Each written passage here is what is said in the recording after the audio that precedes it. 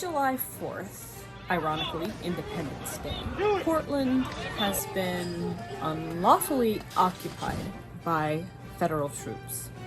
They were neither invited nor are they wanted. In fact, the mayor and governor publicly has spoken out against their presence here.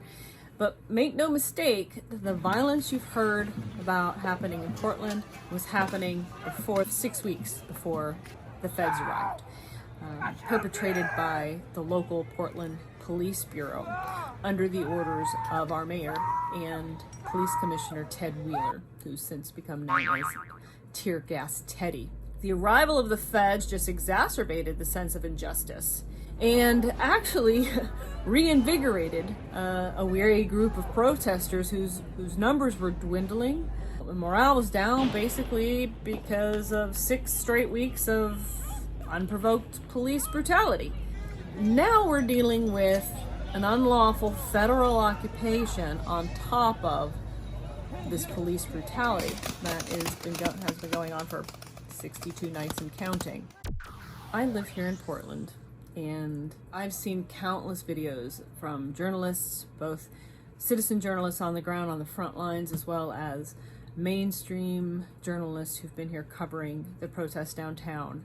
I've also personally been to the protests, so I have seen a lot of what's really happening here firsthand. Please hang up and try again.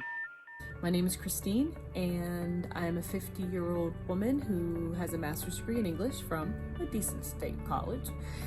I'm a mediocre watercolorist with a handful of patrons on Patreon.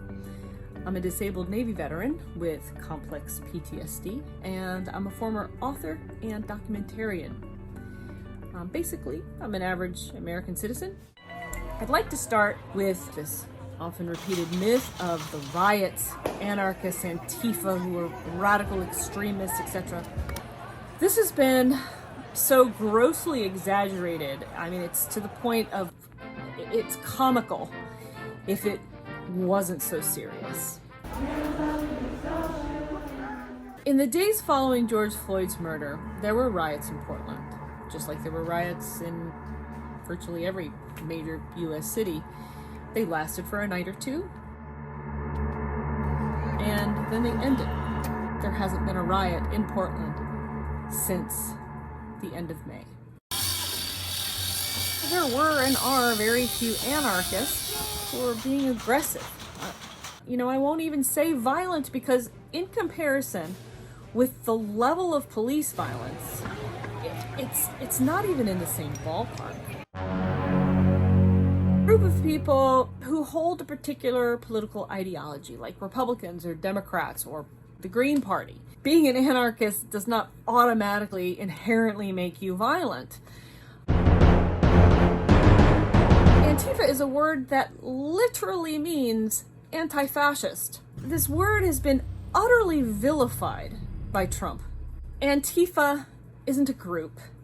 It is a stance, and frankly what I hope all Americans take. I am Antifa because I am against fascism. Everyone who fought against the Third Reich are Antifa because they are against fascism. They're anti-fascist. But Trump has taken this word and he's vilified it in a way that is right out of 1984. And these Orwellian tactics he's showing are terrifyingly and ironically fascist.